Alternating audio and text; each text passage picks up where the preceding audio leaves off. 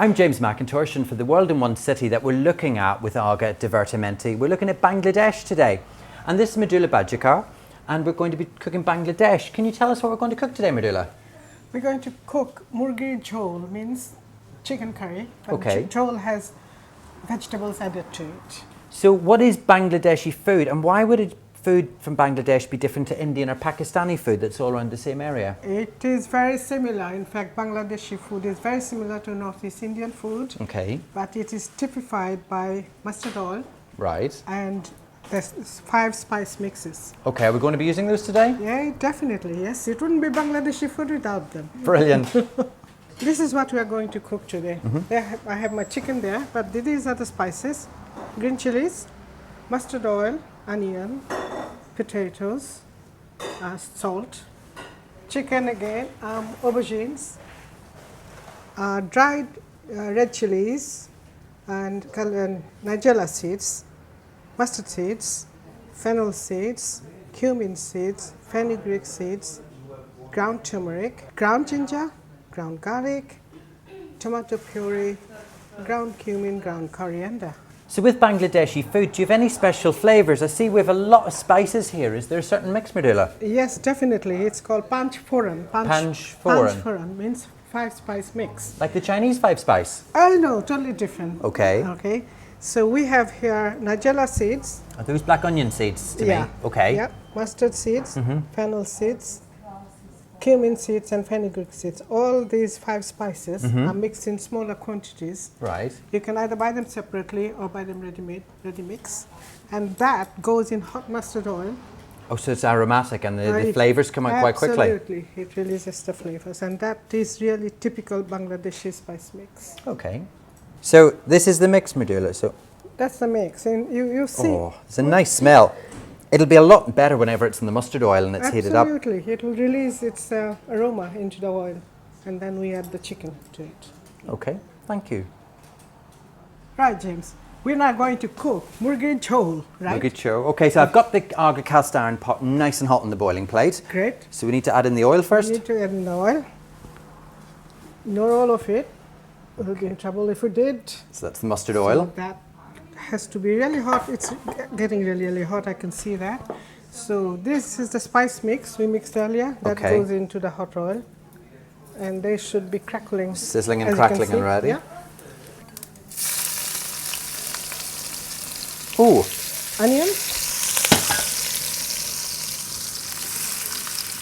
Oh, it's nice and aromatic. Yeah, that's, those nigella seeds are very, very aromatic.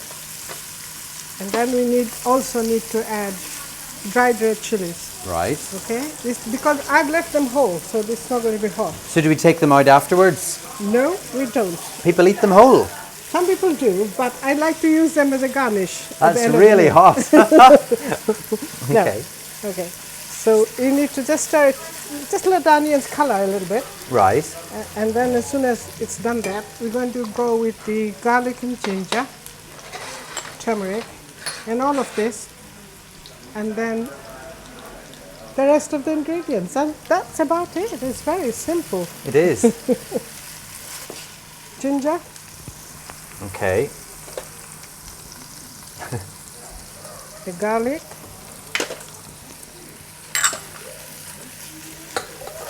You give that about a minute or so. Beautiful, beautiful smell. We're not going to add the ground spices now because we don't want them to burn. Right, so add those at the very end. We're going to add the chicken first. So is it generally just seeds that you add at the start to get the aromatics, but the ground you add at the end? Cooking, yes. Okay. Seeds first. So add in the chicken. Chicken. Now I notice we haven't coated the chicken in flour like we would if we're doing a British casserole to thicken it. You don't, because in Indian, Pakistani, Bangladeshi cuisine, we don't use any thickening agents at all. Okay. Thickness comes from the onions when we cook at the end of it, because they will dissolve in the sauce. Ginger, garlic, tomatoes, tomato puree, things like that, but we never use any thickening agents. So you use less liquid basically? Yeah, yeah. Okay. So now we need to just cook the chicken until they don't have to be brown, they're just opaque. And then we put all these other spices in, pour in plain water. hot water is better Right. because you blended all your spices. Then if you chuck in cold water, it does spoil their flavor a little bit. So hot water is better. So it keeps it at that steady temperature. See, as soon as all the pieces lose their original pink color, we can add. I am going to add some more pinch of salt. Yeah. Can you see that the chicken is now translucent? Okay, yep, just So- turning it over. Yep. We can now go with the whole spice. Sorry, the ground spices. Okay. Right. So this is ground cumin. Not too much because it's a very powerful spice. It's got a really And nice this is ground coriander, Right. which is much more mellow. And turmeric, which gives you that lovely musky Yellow colour. yellow color. Blended together, then I'm going to add some tomato puree, which will give you that brilliant color as well as The flavour. flavor and thicken the sauce. Okay. So you see, it's already looking good, isn't it? It is. There we go. So now we used all Oh, the spices. that is smelling really good. Now that the dry spices are in Yeah. and the aromatics from those have come Absolutely, through. yeah. Okay, So now, that's nicely coated. because if it's not a plain chicken curry, it's a jhol. Jhol means you add vegetables to it. Right. So we're going to add the potatoes. Okay. They're cut quite Large. chunky pieces, yes. Aubergine. I love aubergine, don't you? It is such a sexy vegetable. It's just so beautiful. It becomes smooth and velvety when you've cooked it. There we go. Okay. Now we're just going to add 300 ml of 300 ml of warm water. warm water. Okay. So bring it up to the boil. Right, I'll just push that all through to get. Look at that All the color. spices. Isn't that gorgeous? It is. So the potatoes will take on the nice colour as well. So they'll Yes. look a wee bit like Bombay potatoes, but Yes. Bangladeshi flavours. And all the vegetables, chicken because it's on the bone, as you can see. Got more flavour. With more flavor, it'll be wonderful. So the Bangladeshi jhol has been cooking for about an hour and a half now in the Aga simmering oven. So let's try it, Mridula. Yes, let's go for it.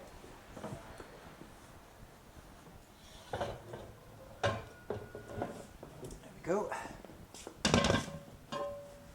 Oh nice boy, and hot. that looks good.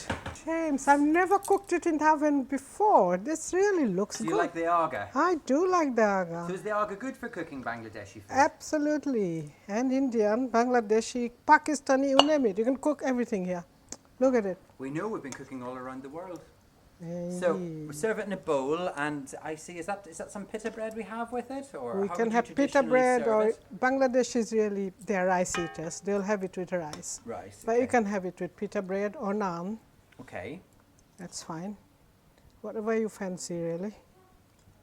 that's quite a heartening bowl of food. It is. It's got everything. It's got the meat, it's got the vegetables. It's like a one-pot meal, really, isn't Okay, it? Done. There we go. All we need is some coriander now to go on right. top of it. Okay. Now, we're going to We know if we could put the lid back on, we could keep that in the simmering oven of the Aga for right. later. Okay, that sounds good. Okay, if I take this. Put that in the middle. And Just serve it Please, with some that's- fresh coriander. fresh coriander, which like it finishes off the dish beautifully, and Good. so looks fresh, beautiful, fragrant, and adds loads of flavor. It looks as pretty as you now, James. Thank you.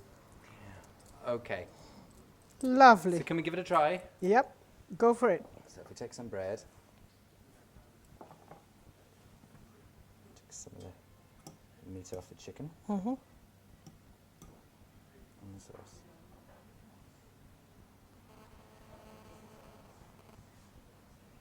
Do that. Verdict? It's really fragrant. It's exactly what I expected. And then we have it. Bangladeshi food, cooked on the Aga at Divertimenti.